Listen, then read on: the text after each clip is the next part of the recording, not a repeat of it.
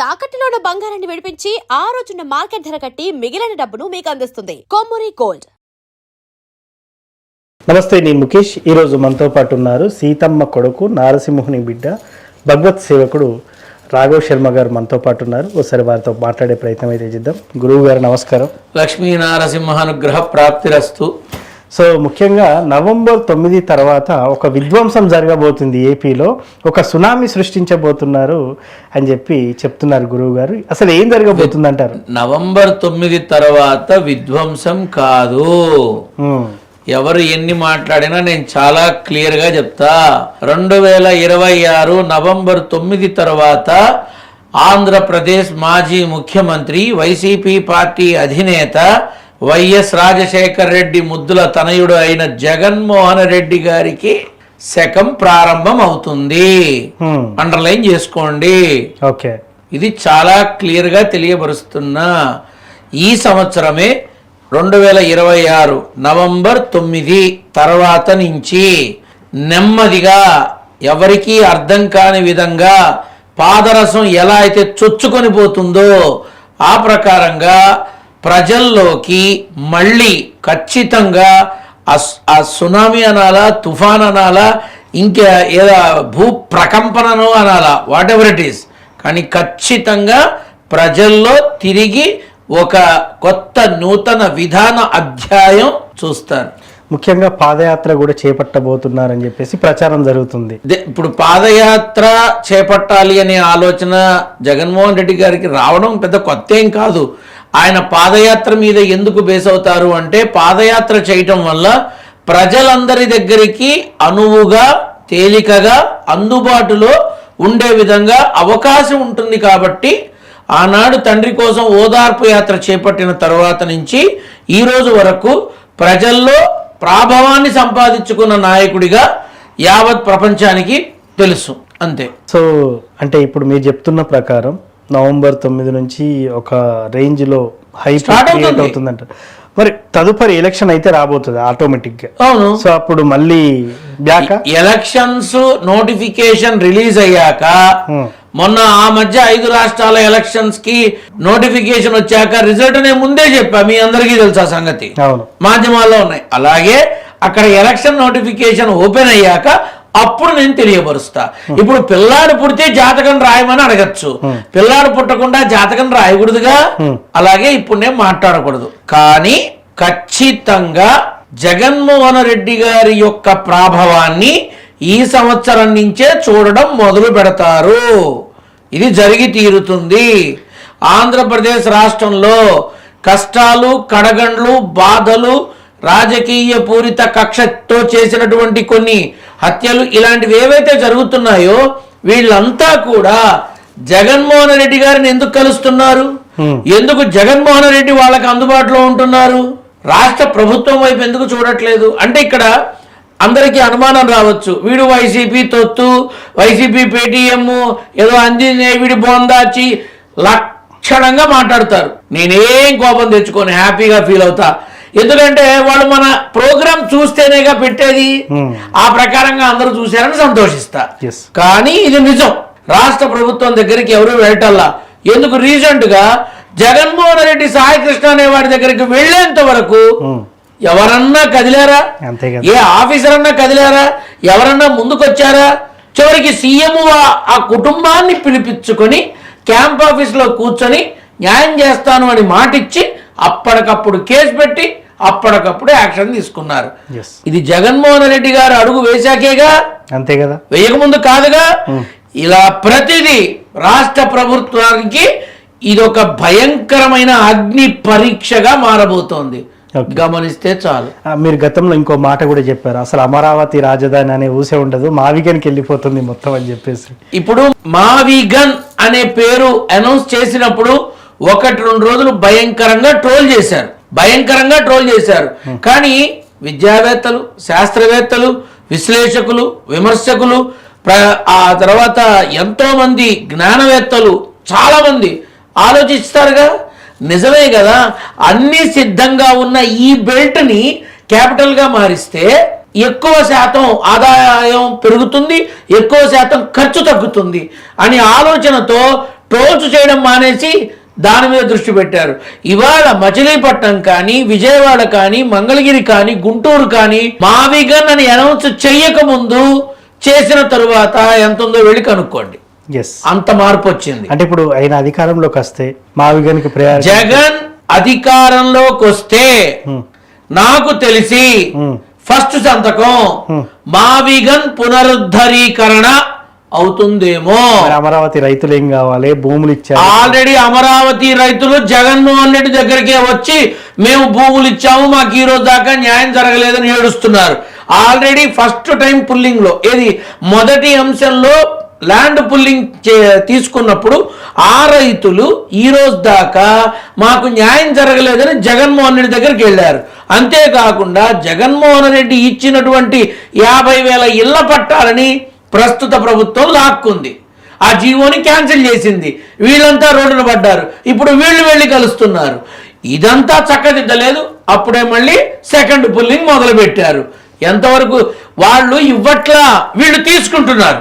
వీళ్ళు రాజధాని నిర్మాణం కోసం మేము ల్యాండ్ పుల్లింగ్ చేస్తున్నాము అంటున్నారు. ల్యాండ్ పుల్లింగ్ చేస్తున్నారో, నీతి నియమాలని కిల్లింగ్ చేస్తున్నారో వాళ్ళని వాళ్ళు ఆత్మవిమర్శ చేసుకోవాలి. నిజంగా ఫస్ట్ టైం పుల్లింగ్ చేస్తే ఇప్పటిదాకా డెవలప్మెంట్ ఏది? అదే ఏం కనిపించట్లా. సరే, నేను చంద్రబాబు నాయుడు గారిని నేరుగా అవకాశం ఇచ్చి చావరు. ఎందుకంటే మునిముడా కొడుకుని మొహం మీద మాట్లాడతా, నాకేం భయం. నేను ఆయన కలిస్తే చంద్రబాబు నాయుడు గారు అమరావతి కోసం ల్యాండ్ ఇచ్చినటువంటి రైతులు, మొదటి విడతలో ల్యాండ్ ఇచ్చిన రైతులు ఎంతమంది, మీరు వాళ్ళకి ఎంతమందికి తిరిగి ల్యాండ్ ఇచ్చారు, ఎంతమందికి తిరిగి కాంపన్సేషన్ ఇచ్చారు, ఎంతమందికి తిరిగి ప్రభుత్వ ఉద్యోగంలో ఏర్పాటు చేశారు, ఎంతమందికి సరైన సమతుల్యమైన న్యాయాన్ని అందించారు, ఆ వివరాలు ఈ రోజు దాకా, మీరు ఇచ్చిన రోజు నుంచి ఈ రోజు దాకా అమరావతిలో కానీ, ఆ అమరావతి గ్రామ సర్పంచ్ కార్యాలయంలో కానీ, ఎమ్మెల్యే కాన్స్టిట్యున్సీ ఆఫీస్లో కానీ, రాష్ట్ర ప్రభుత్వ సెక్రటేరియట్ సచివాలయం ఆఫీస్లో కానీ, మీడియా మిత్రులకు కానీ ఏదైనా వివరణాత్మకమైనటువంటి డిస్ప్లే ఉందా? లేదు, ఏమీ లేదు. ఉందా ఎక్కడన్నా? నేను అడుగుదాం అనుకుంటున్నా. చంద్రబాబు నాయుడు గారు ఈ విధమైనటువంటి వివరణాత్మకమైన వివరణ, ఏ రైతు ఎంత ల్యాండ్ ఇచ్చాడు, ఆ ఇచ్చిన ల్యాండ్కి మీరేం తిరిగి ఇచ్చారు, ఈ వివరణ మాకు అందింది ఎన్ఓసి సర్టిఫికెట్తో రైతు ఇచ్చినటువంటి విధంగా ఏదైనా మీరు పబ్లిక్ గా తీసుకొచ్చారా? లేదు. తీసుకొస్తారేమో రాబోయే రోజు. ఇంకెప్పుడు ఫస్ట్ పుల్లింగ్ లో ఎంతమంది రైతులు ఉన్నారు? మరి జగన్ తీసుకున్నాడని చెప్పి స్వర్ణాంధ్రప్రదేశ్ అని ఒక కమిటీ పెట్టి, జేఏసీ పెట్టి వాళ్ళని రెచ్చగొట్టి జగన్ మింగేస్తున్నాడు, బకాసురుడు రాకాసురుడు అని చెప్పి మింగేస్తున్నాడని వాళ్ళని రెచ్చగొట్టి పాదయాత్రలు చేయించి విపరీతమైన విషయం చల్లారుగా. మరి వాళ్ళ మొత్తం వైజాగ్ వెళ్తున్నాయిగా. స్టీల్ ప్లాంట్ వైజాగ్ వెళ్తోంది, అవునా? ఫార్మా ఇండస్ట్రీ వైజాగ్ వెళ్తోంది, కొత్త వచ్చే ఇండస్ట్రీలు వైజాగే వెళ్తున్నాయి. రాజధాని అని చెప్పాలా చంద్రబాబు గారు, కానీ మొత్తం వైజాగే వెళుతున్నాయి. మిగతావి లేవా? మిగతావి ఎక్కడా లేవా? లోకేష్ బాబు మొన్న మీటింగ్ లో అంటున్నాడు, రాయలసీమ రతనాల సీమను చేసి చూపిస్తా, ఈ కర్నూలు, కడప, ఈ రాయలసీమ జిల్లాలు మొత్తం అద్భుతంగా చేస్తా. రాజధాని అని చెప్పలేదు, కానీ అన్నీ చేస్తానంటున్నారు. జగన్మోహన్ రెడ్డి చెప్పింది ఏంటి మరి? తను రాజధాని అనే పదం వాడాడు, వీళ్ళు వాడలా. తను చేద్దాం అనుకున్నాడు, వీళ్ళు ఆల్రెడీ మొత్తం తరలిచ్చేస్తున్నారు. ఇక్కడ మనం గమనించాల్సింది ఏంటంటే చివరికి సినిమా ఇండస్ట్రీ కూడా వైజాగ్కే పంపిస్తున్నారు అంతే మొత్తం. ఇప్పుడు ఏం జరుగుతోంది అని ఆలోచిస్తే అటు వైజాగ్, ఇటు కర్నూలు, ఇటు ఈ అమరావతి తప్ప చిత్తూరు లేదా, నెల్లూరు లేదా, ప్రకాశం జిల్లాలు లేవా, ఉభయ గోదావరి జిల్లాలు లేవా? ఎందుకు మిగతా చోట్ల వీళ్ళు ఇవ్వట్లేదు? అక్కడ ఉద్యోగ అవకాశాలు పెరుగుతాయిగా. ఆనాడు సెల్కాన్ అనే కంపెనీకి తిరుపతి దగ్గర ల్యాండ్ ఇచ్చి ఇండస్ట్రీ పెట్టించినట్టు, అనంతపూర్లో కియా షోరూమ్ పెట్టించినట్టు, మరి అన్నమయ్య జిల్లాలోను, కర్నూలులోను, చిత్తూరులోను, ఇక్కడ ఉభయ గోదావరి జిల్లాల్లోనూ, శ్రీకాకుళంలోను, విజయనగరంలోను ఎందుకు రావట్లా? ఎందుకు అన్ని వైజాగ్లోనే పెడుతున్నారు? మనకి స్టీల్ ప్లాంట్ ఉంది, ఇంకోటి ఎందుకు? సరే, నువ్వు పెట్టావు, చిత్తూరు అవతల ల్యాండ్స్ లో పెట్టొచ్చుగా, అక్కడ పెట్టొచ్చుగా. రాష్ట్రానికి చెరో పక్క స్టీల్ ప్లాంట్ ఉంది అన్న పేరు సార్థకతమవుతుందిగా. ఒక్క క్షణం ఆలోచించాలిగా. ఎందుకు అక్కడ సీషోర్లో అన్ని ఎక్కువ కాలం నిలబడి ఉండదు. వస్తువులు కానీ పదార్థాలు కానీ సీషోర్లో ఎక్కువ కాలం మన్నిక ఉండదు. వాటి రూపాంతరాలు మారిపోతూ ఉంటాయి. వాటి సర్వీసు ఏఎంసీ ఎక్కువ అవసరం పడుతూ ఉంటుంది. ఆ కష్టం లేని చోట నువ్వు పెట్టుకోవాలి. అవి ఎందుకు ఆలోచించట్లా వీళ్ళు? నేను చంద్రబాబు నాయుడు గారిని ప్రతి ఎమ్మెల్యేకి రాష్ట్రం నిధులు అందిస్తోంది రాష్ట్ర ప్రభుత్వం. ఆ ఎమ్మెల్యే ఆ నిధుల్ని ఆ నియోజకవర్గంలో ఏ ఏ వర్గానికి ఏ ఏ డిపార్ట్మెంట్ కి ఎంత ఖర్చు పెడుతున్నారు డిస్ప్లే ఉందా? ఏ ఎమ్మెల్యే ఆఫీసులోనన్నా? ఎక్కడ కూడా ఉండదు. అది ఎందుకు లేదు? ఉంటే బాగుంటుందేమో, దాన్ని ఇంప్లిమెంట్ చేస్తే బాగుంటుందేమో.